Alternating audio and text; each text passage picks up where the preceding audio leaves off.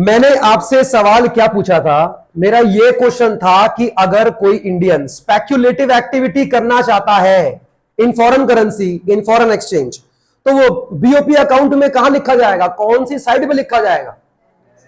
On the debit side BOP account के। क्यों sir? क्योंकि वो स्पेक्युलेट कर रहा है। मतलब क्या हुआ?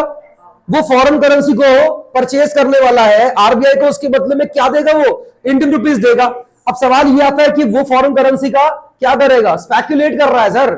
जब वापस उसका प्राइस बढ़ेगा, जब फॉरेन करेंसी का रेट बढ़ेगा, तो जाके वापस आरबीआई को बेच देगा और इंडियन रुपीज लेकर एक अच्छा खासा कैपिटल गेन कमा सकता है। वो नहीं है। प्रॉफिट कमाने के लिए क्या होते हैं? स्पेक्युलेटिव एक्टिविटीज होते हैं। बात समझ आ रही है? फॉरेन टूरिज्म बताइए। फॉरेन टूरिज्म, बाहर से लोग हमारे देश में घूमने के लिए आ रहे हैं। बाहर के लोग हमारे देश में घूमने के लिए आ रहे हैं। बीओपी के कौन से अकाउंट में लिखा जाएगा ये transaction? Credit side, not debit side.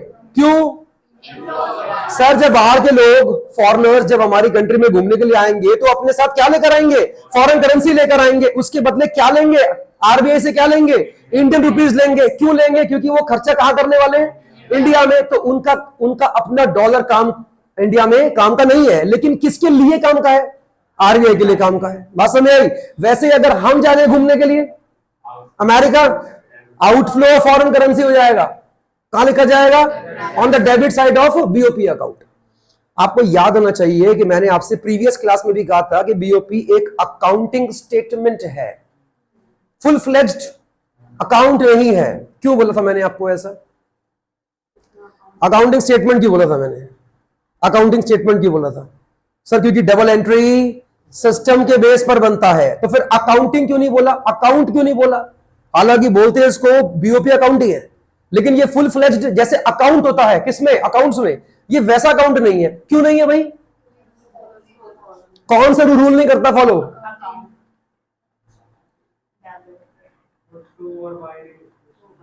To and bye नहीं लिखते। हाँ बात सही है बिल्कुल। प्रॉपर अगर कोई अकाउंट बनता है तो उसमें क्या लिखते हो? सारी एंट्री किससे होती है? टू और बाय से होती है। वो एक फुल फ्लेज्ड अकाउंट है जो कि अकाउंटिंग टर्म में है।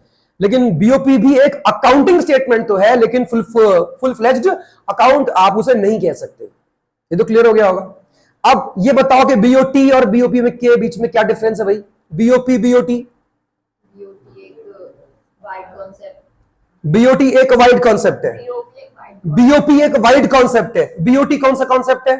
नैरो कॉन्सेप्ट है। क्यों? Only exports and imports of goods record करता है कौन? बीओटी। जबकि बीओपी में क्या लिखा जाता है हमेशा?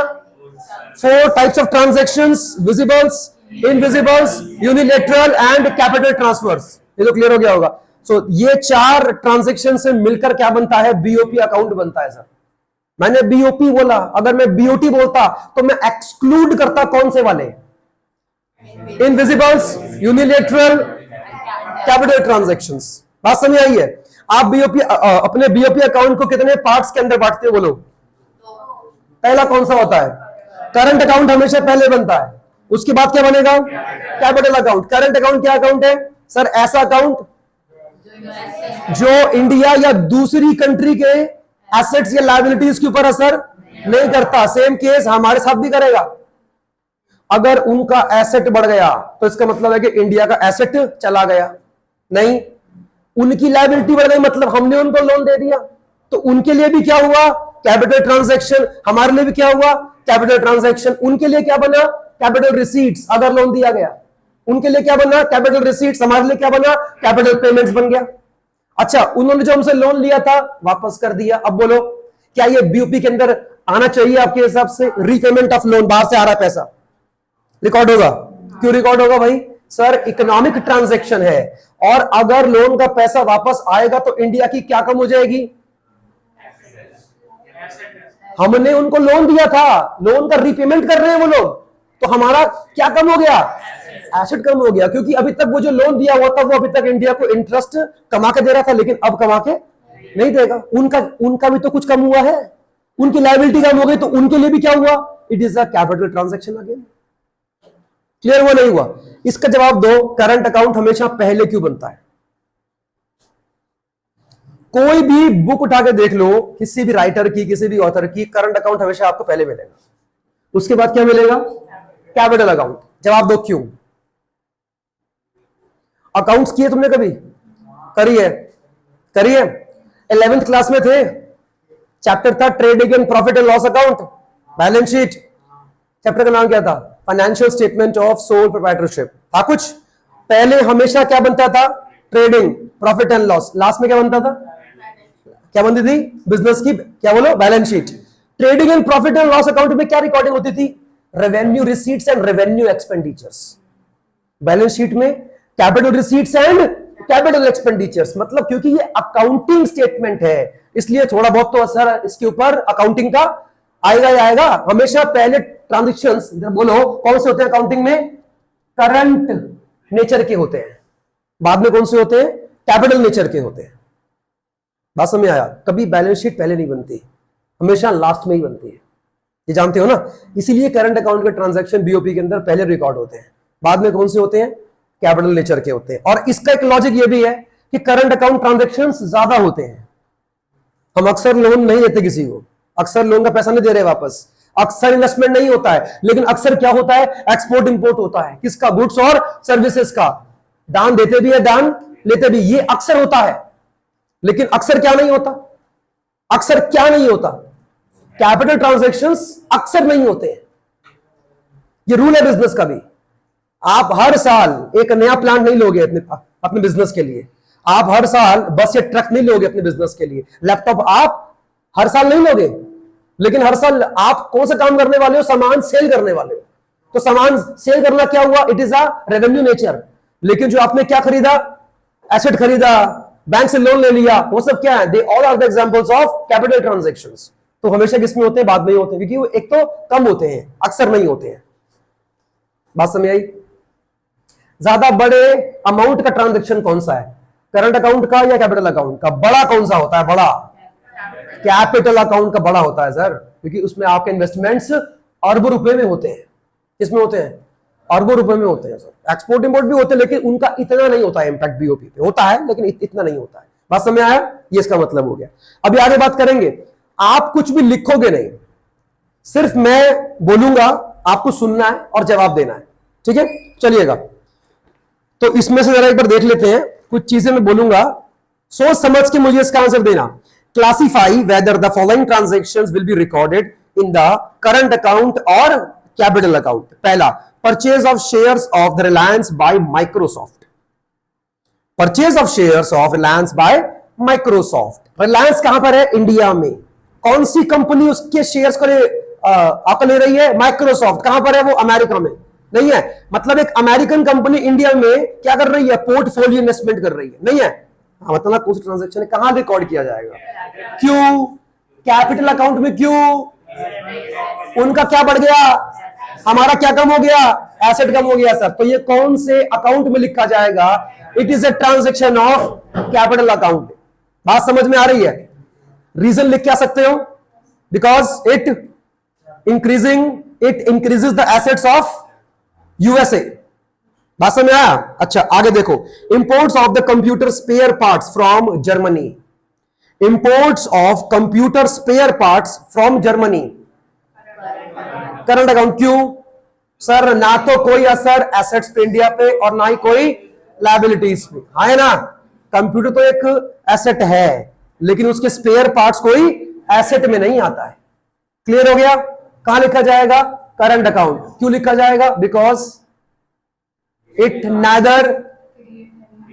neither change the assets or liability of the either country। दोनों में से किसी के एसेट्स या फिर लायबिलिटीज को चेंज नहीं कर रहा है। आगे देखो, number third, borrowings from the world bank.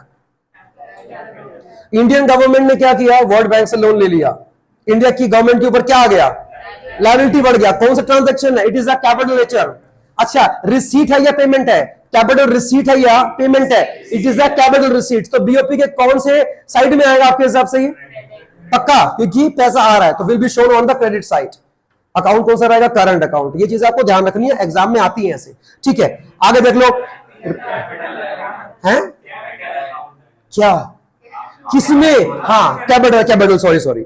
Repayment of loan by Indian government taken from Japan.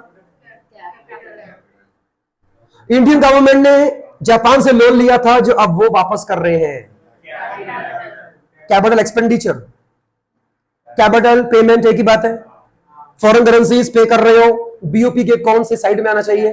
On the debit side, account capital account. ठीक है, आगे देख लो। Gifts receive from a relative in America. Gift received, gift current कौन सा component है ये? Unilateral, receipt है, रिसीव किया है, यस रिसीट है। Side credit side, right. Purchase of land in UK, capital क्यों? बढ़ रहा है एसेट, किसका? इंडिया का, ठीक है। Shipping service by an Indian company to a foreign company. Shipping service, service service services in क्या बोला था? इनविजिबल्स कहां लिखे जाता है? In the current account side. India service दे रही है, फॉरेन करेंसी आएगा ना। आप सर्विस दोगे तो फॉरेन करेंसी आएगी, तो कहां लिखी जाएगी? ऑन द क्रेडिट साइड लिखी जाएगी। बात समझ में आ रही है? बहुत सिंपल था। चलो गुड। चलो एक और है, जरा उसको देख लेते हैं एक बार। State whether the following transactions will be recorded on debit और क्रेडिट साइड ऑफ बीओपी। अब आपको साइड बतानी है, ना कि अकाउंट। पहला, loan from IMF to cover deficit of BOP. Loan from IMF to cover deficit of BOP. चलो इसके थोड़ा वेट करेंगे, इसके पहले हमारा एक टॉपिक और रह गया, हम पहले उसको पढ़ लेते हैं क्योंकि इसका जो ताल्लुक है वो उससे है, ठीक है ना? वो पढ़ लेते हैं हम। चलो अभी हम स्टार्ट करने वाले हैं। वैसे क्या रह गया था इसके अंदर? हाँ, चैप्टर टॉपिक का नाम था, लिखेंगे types of transactions. Types of क्या बोला? ट्रांजैक्शंस इन बीओपी अकाउंट। और इस पे लिखो यहां पे मोस्ट इंपॉर्टेंट एमआई, मतलब मिशन इम्पॉसिबल है ना। चलो देखिएगा, टाइप्स ऑफ क्या लिखा बोलो? ट्रांजैक्शंस इन बीओपी। बीओपी के अंदर दो तरह के ट्रांजैक्शंस पाए जाते हैं। पहला क्या होता है?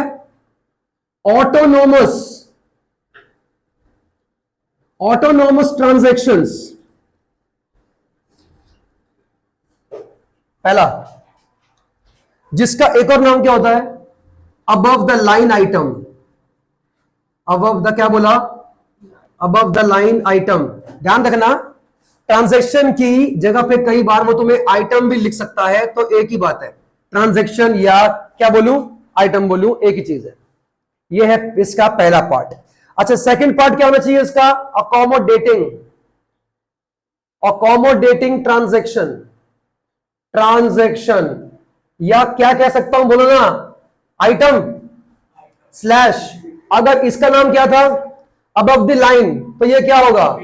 Below the line. Below the line item होगा, ठीक है? बिलो द लाइन आइटम, इसको लिख लीजिए जल्दी से, फिर हम बात करेंगे इसके बारे में।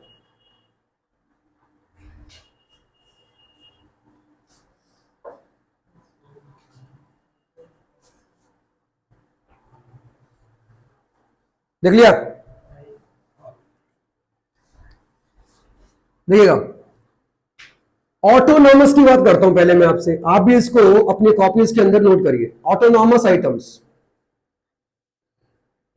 एक क्वेश्चन इसमें से बन के आएगा कि व्हाट इज द क्या बोला difference between autonomous and accommodating transactions या आइटम्स, या तो आपको ये लिख के आना पड़ेगा एग्जाम्स में। Autonomous items are those items और ट्रांजैक्शंस, आइटम्स और क्या बोला? Transactions which are carried in BOP for some economic motive। Economic के बाद क्या बोला? इकोनॉमिक मोटिव मतलब for profit maximisation. Economic motive for profit maximisation.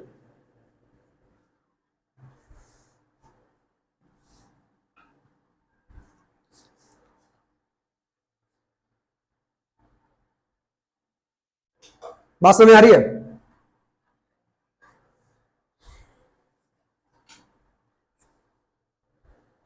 For example देते हैं, फॉर एग्जाम्पल के तौर पे हम मान लेते हैं आप एक्सपोर्ट्स करते हो, exports of goods and services, exports of goods and क्या बोला, सर्विसेज, कॉमा इन्वेस्टमेंट्स, इन्वेस्टमेंट्स अब चाहे टू हो और फ्रॉम हो, abroad, rest of the world, कहीं से भी हो।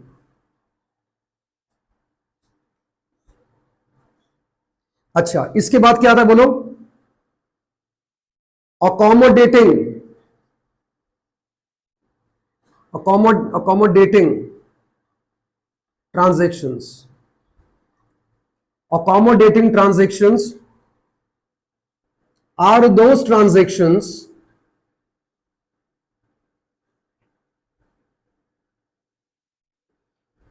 which is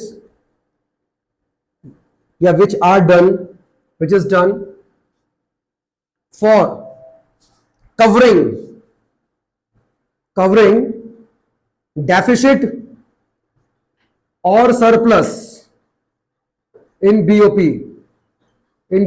account।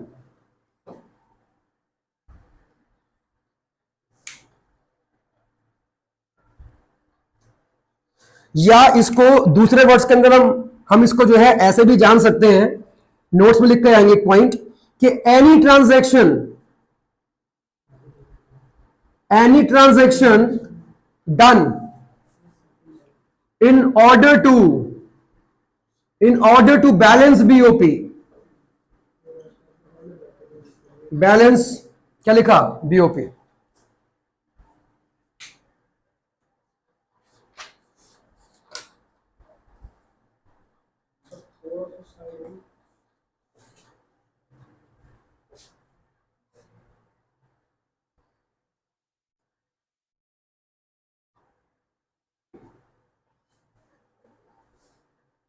हो गया?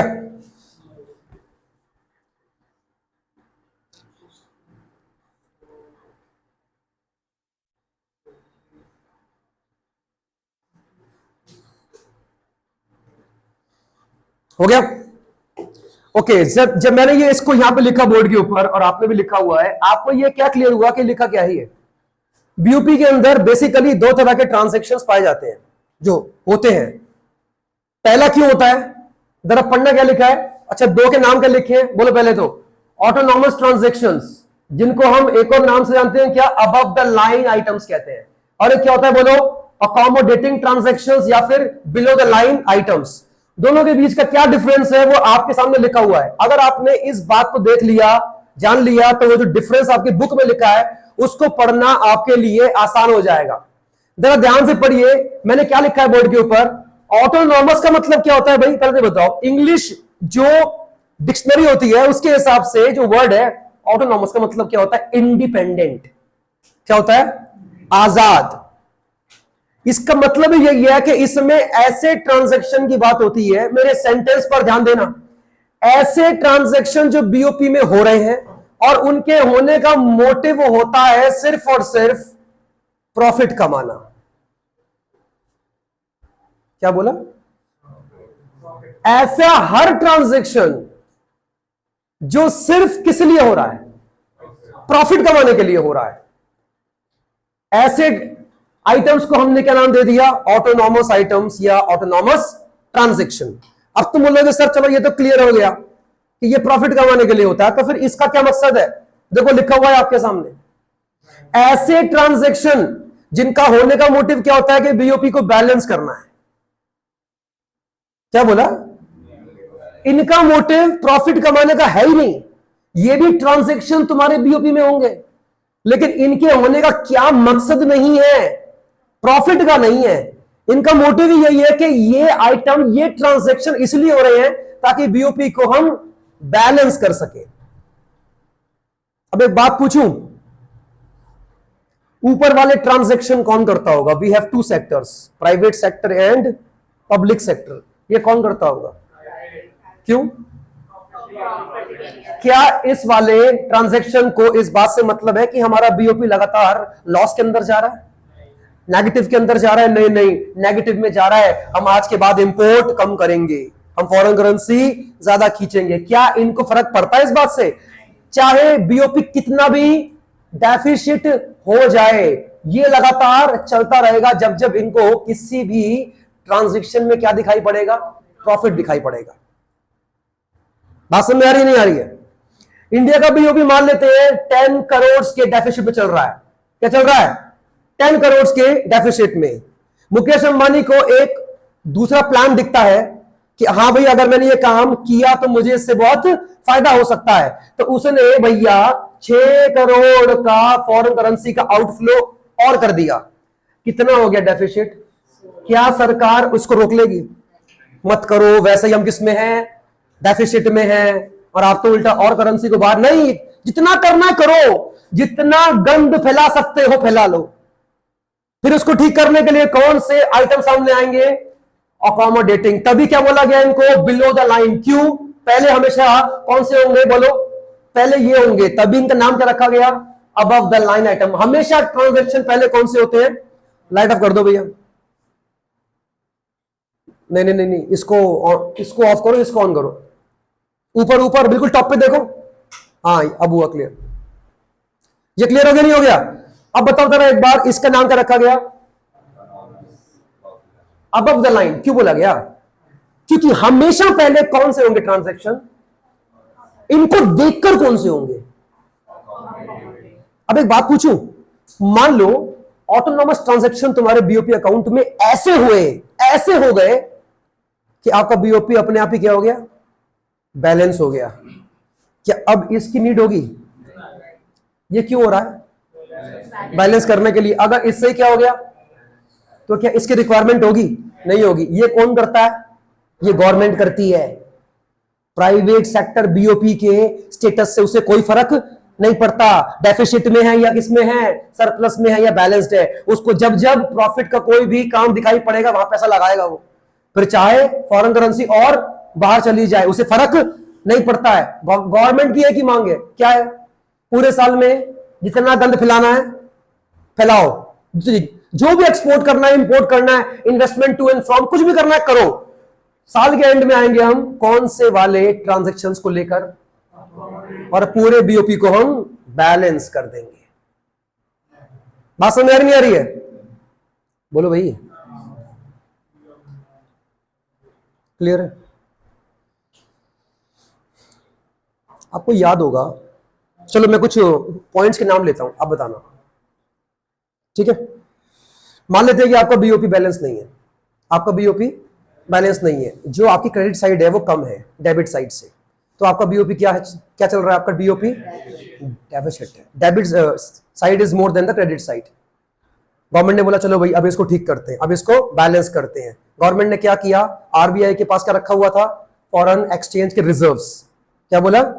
अब जो पॉइंट बोलूंगा थोड़ा ध्यान देना उसके ऊपर। आरबीआई के पास क्या पड़ा हुआ है? Forex reserve. Forex, foreign exchange reserves. उसकी शॉर्ट फॉर्म क्या बोली मैंने? फॉरेक्स रिजर्व्स, एक ही बात है। वहां से निकाल के डॉलर्स बीओपी के क्रेडिट साइड में डाल दिया। क्या बोला मैंने? इसलिए मैंने कहा था ध्यान देना। साइड कम कौन सी पड़ रही है? क्रेडिट साइड पड़ रही है। गवर्नमेंट ने क्या फैसला करा? इसको अब चलो हम बैलेंस करते हैं। और बैलेंस करने के लिए गवर्नमेंट ने किसका यूज किया? आरबीआई के पास क्या पड़े थे? फॉरेन एक्सचेंज के रिजर्व्स। गवर्नमेंट ने वहां से फॉरेन करेंसी निकाली और बीओपी के कौन से साइड में डाली? क्रेडिट साइड में। बात समझ नहीं आई? क्या बीओपी हमारा बैलेंस हो गया? बोलो भाई, बैलेंस तो हुआ है, लेकिन एक चीज गौर करने वाली है। रिजर्व्स क्या हो गए? अब अगर क्वेश्चन आ गया एग्जाम में, fall in foreign exchange reserve, क्या बोला? Fall in foreign exchange reserve BOP account में कहां लिखा जाएगा? बताओ। जब फॉरेन एक्सचेंज के रिजर्व्स फॉल हुए तो कहां चले गए? On the credit side of BOP account. तो आंसर क्या हुआ कि when there will be the fall in the foreign exchange reserve, it will be shown on the credit side of BOP account. बात समझ में आ रही नहीं आ रही है? और अगर गवर्नमेंट वहां से निकाल लेती है और कहां फेंक देती है?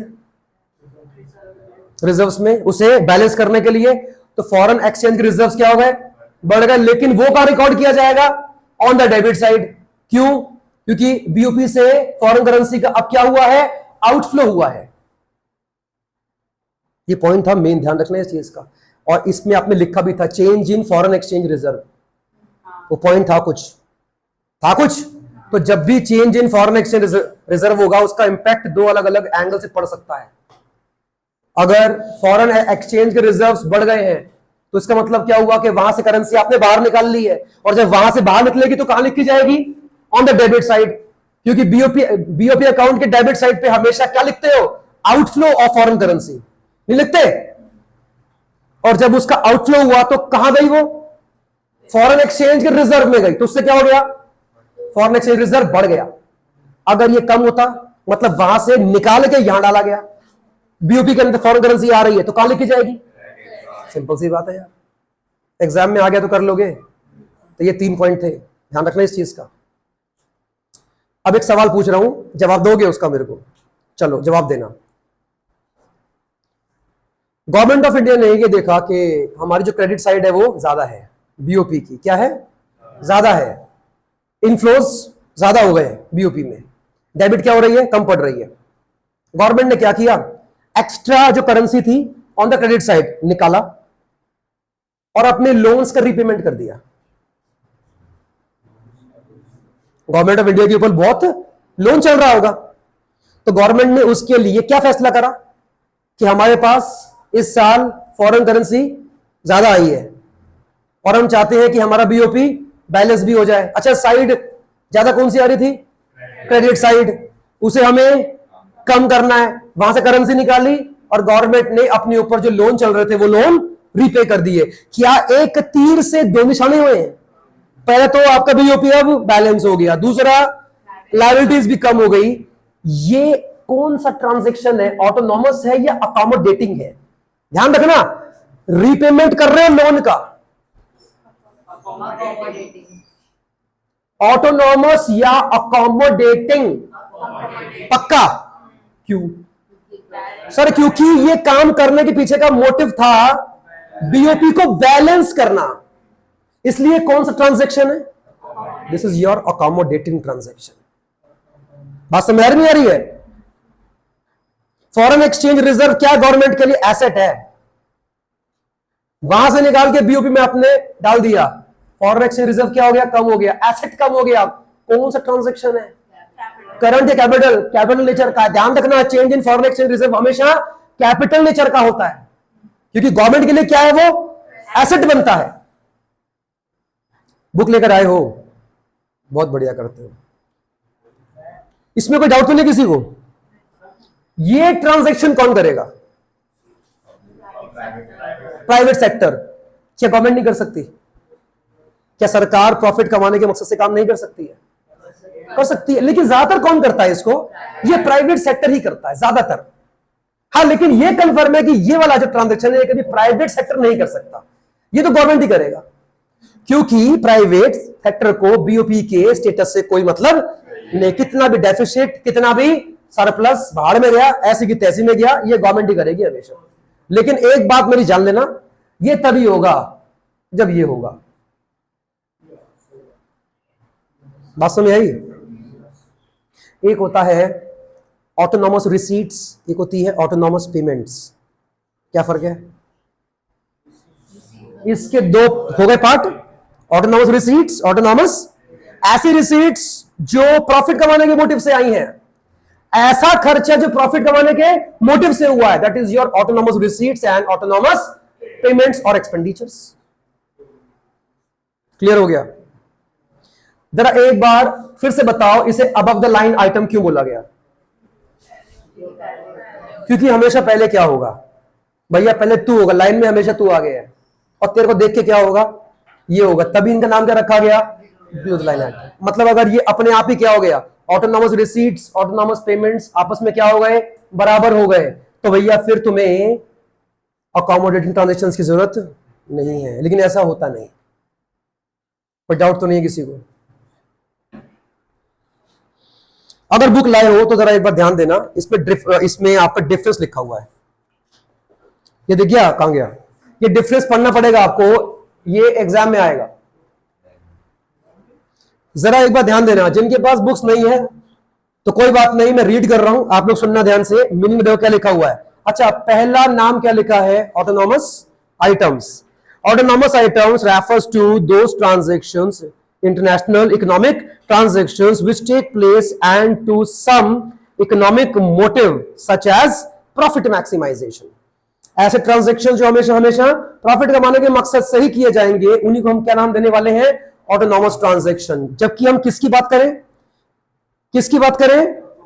अकोमोडेटिंग की। तो वहां क्या लिखा हुआ है? अकोमोडेटिंग ट्रांजैक्शन और items refers to those transactions that are, क्या लिखा है? Undertaken to cover the deficit और सरप्लस इन द बीओपी या बैलेंस ऑफ पेमेंट अकाउंट। कुछ इनका मीनिंग क्लियर हुआ? सरप्लस है या डेफिसिट है, उसे हमें कवर करके बैलेंस करना है। उन्हीं आइटम्स को हम क्या नाम देने वाले हैं? अकोमोडेटिंग ट्रांजैक्शंस और आइटम्स बोलने वाले हैं। अच्छा, सेकंड वाले पॉइंट की बात कर लेते हैं, क्या लिखा पढ़ना? Effect on BOP account. Autonomous transactions are independent of the state of BOP. भाई ध्यान दे ले, यहां पे जरा पढ़ना क्या लिखा है? ऑटोनॉमस ट्रांजैक्शन का मतलब क्या होता है? सर ये हमेशा बीओपी के स्टेटस से क्या होते हैं? हमेशा दे आर इंडिपेंडेंट, उनको मतलब नहीं है बीओपी हमारा डेफिसिट में है या किसमें है? सरप्लस में। इनको प्रॉफिट दिखाई पड़ेगा तो ये होंगे, लेकिन वहां क्या लिखा है? Accommodating transactions are undertaken to, क्या लिखा है? Maintain the balance in BOP account. ये होते हैं किस लिए? ताकि बीओपी को बैलेंस किया जाए, उन्हें मेंटेन किया जाए। अच्छा, current account and the capital account. अब तो थोड़ा यहां पे ध्यान देना।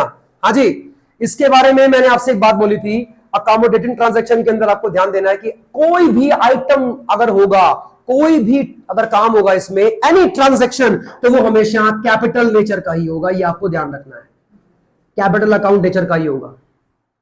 अभी मैंने किसका जिक्र किया था? फॉरेन एक्सचेंज रिजर्व का। बढ़े या घटे? बढ़ेगा तो एसेट बढ़ गया, कम हो गया तो एसेट कम हो गया, कहां जाएगा? कैपिटल अकाउंट में जाएगा। नहीं, आप जवाब दोगे मेरे को। अगर हमारा फॉरेन एक्सचेंज रिजर्व बीओपी को बैलेंस करने के चक्कर में बढ़ गया, अगर हमारा फॉरेन एक्सचेंज रिजर्व बीओपी को बैलेंस करने के चक्कर में बढ़ गया, कुछ हुआ क्लियर? तो ये बीओपी अकाउंट में कहां लिखा जाएगा?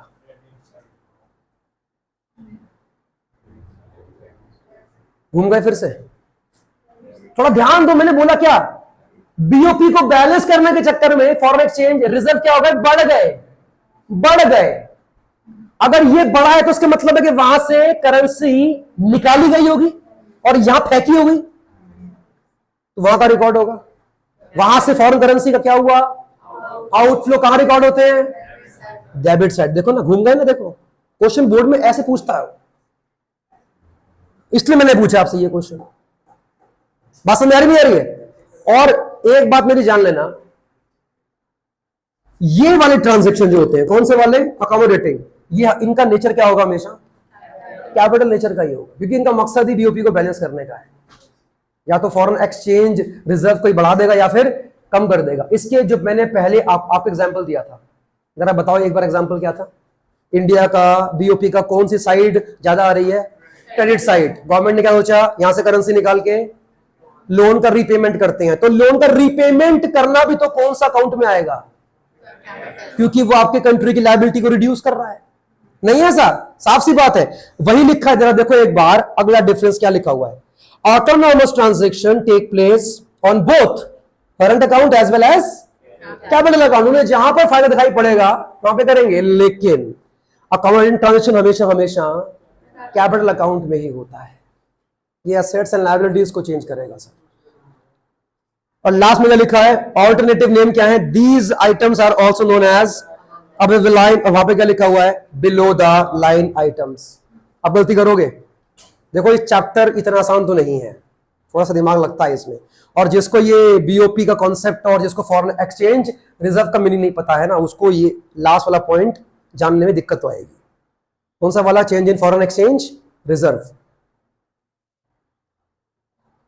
क्लियर हुआ? क्या यह पॉसिबल है कि अपने बीओपी को बैलेंस करने के चक्कर में गवर्नमेंट एक्स्ट्रा करेंसी को निकाल के किसी कंट्री में इन्वेस्ट कर दे, बीओपी क्या हो गया, बैलेंस हो गया।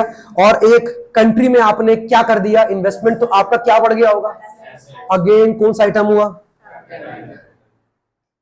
नहीं क्लियर हो रहा है। जो क्रेडिट साइड थी वो कम थी, ज्यादा क्या थी, डेबिट साइड। गवर्नमेंट ने फैसला किया चलो एक काम करते हैं, कौन सी साइड हमारी कम आ रही है, क्रेडिट साइड है, एक काम करते हैं वर्ल्ड बैंक से लोन ले लेते हैं और यहां ट्रांसफर कर देते हैं। बीओपी क्या हो गया, कौन सा ट्रांजैक्शन है, मैंने क्या पूछा, ट्रांजैक्शन, मैंने अकाउंट नहीं पूछा, देखो फिर घूम गए ना आप लोग, फिर घूम गए। कौन सा है, क्यों किया गया था, बीओपी को बैलेंस करने के चक्कर में किया गया था, तो कौन सा हो गया, कहां रिकॉर्ड किया जाएगा, क्योंकि लोन लेना भी क्या आपके ऊपर लायबिलिटी लेके आ रहा। तो क्या सीखा आप लोगों ने, क्या सीखा, अकोमोडेटिंग ट्रांजैक्शन जब भी होगा तो कौन से अकाउंट में होगा, कैपिटल अकाउंट में ही होगा। या तो एसेट बढ़ा देगा या कम कर देगा, ये लायबिलिटी बढ़ाएगा या कम कर देगा। जबकि autonomous transaction current account as well as capital account दोनों में हो सकते हैं। वो आपको एग्जाम्स के अंदर लिख कर देगा कि आपको ये बताना है कि इस ट्रांजैक्शन से क्या बढ़ेगा, ठीक है ना, और कहां लिखा जाएगा, कौन सा आइटम होगा, और ये आपको तभी आएगा जब आपको उसका मकसद पता होगा। आपने ध्यान दिया, इन दोनों के पीछे के मोटिव नहीं तय किया कि ये कौन से आइटम है, इसके पीछे का मोटिव क्या था, तो इसलिए क्या नाम दे दिया, इसका मोटिव क्या था, बैलेंस करना, इसलिए नाम दे दिया, अकोमोडेटिंग ट्रांजैक्शन नाम दे दिया। मोटिव तय कर रहा है, भैया तू नहीं तो मैं नहीं, ये है, तू है तो मैं भी हूं। प्राइवेट सेक्टर, गवर्नमेंट, गवर्नमेंट, हाँ एक ही बात है, पब्लिक बोलो गवर्नमेंट बोलो, डाउट कोई तो नहीं है। तो इतना करें आज के लिए, इतना क्या, चैप्टर इज ओवर हो गया।